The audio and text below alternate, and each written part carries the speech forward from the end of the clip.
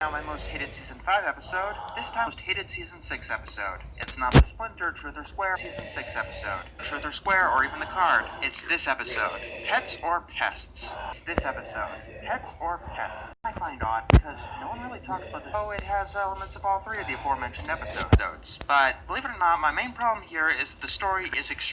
It ends with them rolling into some brambles.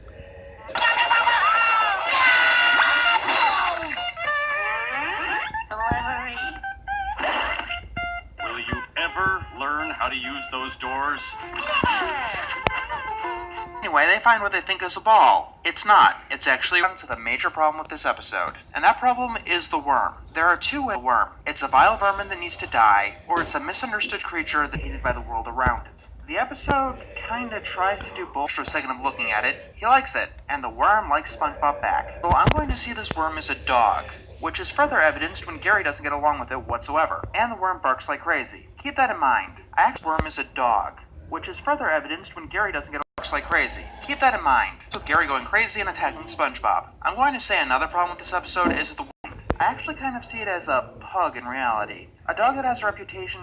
SpongeBob tries to get Gary and the worm to get along, but that ends with Gary and the worm to get along. But that ends with Gary going crazy and attacking SpongeBob. I'm going to say another problem with this episode is that the worm does absolutely nothing wrong, hideous, and that sends some very odd implications. And to tell you the truth, gross. Even more so with this episode airing after the Splinter. Patrick leaves because all the reasons, I guess.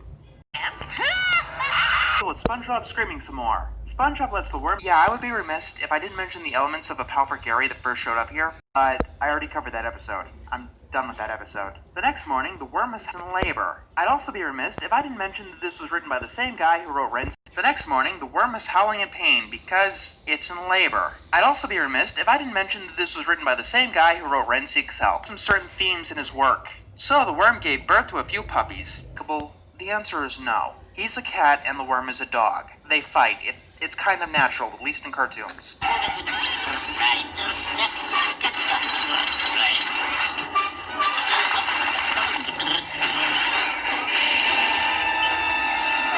Does this mean they go move to someplace far away and never be seen by anyone here again? So SpongeBob wants to find homes for each and every one of those infants. Anyone here again? So SpongeBob wants to find homes for each and every one of those. I actually have seen a dog give live birth, and newborn puppies look nothing like. Now, if you're wondering, I actually have seen a dog give live birth, and newborn puppies look nothing like the cute thing for here. But that first half at least had somewhat of a plot. The second half kind of. SpongeBob asks Squidward to take some. Hey. Alright, here's the episode's main problem. I really don't. They've done nothing wrong except look a little off. Disgusting and repulsive. I would get to everyone's favorite part of this episode, the doorbell gags. Then we get to every episode, the doorbell gag.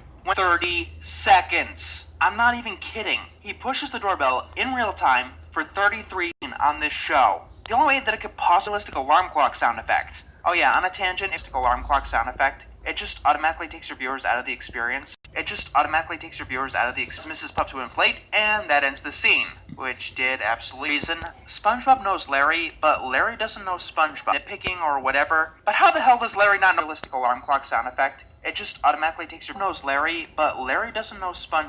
But how the hell does Larry not know who the hell SpongeBob is? I mean, you could make. They also talk like they're old acquaintances. Worms decides to take them and eat them because they're live protein. And first of all, Worms and SpongeBob are dogs. They already made that comparison. Dogs don't actually look like dogs. They look like worms, and that's what Sparks is alive. I mean, what the actual fuck? What's to stop Larry from going down to the animal shelter and this is what you're directly stating. They're not implications at all. This is what you're directly stating. SpongeBob. Let down your. I don't really know why they're friends. A truck can't be all three. You have to pick one and stick with it. Apparently, they're valuable enough to have SpongeBob through a payphone and says that he's late for work. Actually, every scene adds SpongeBob more and more sad or desperate. The plot doesn't know what to do with itself, except, I guess, end. Our garbage out. Then they're considered vermin. This scene was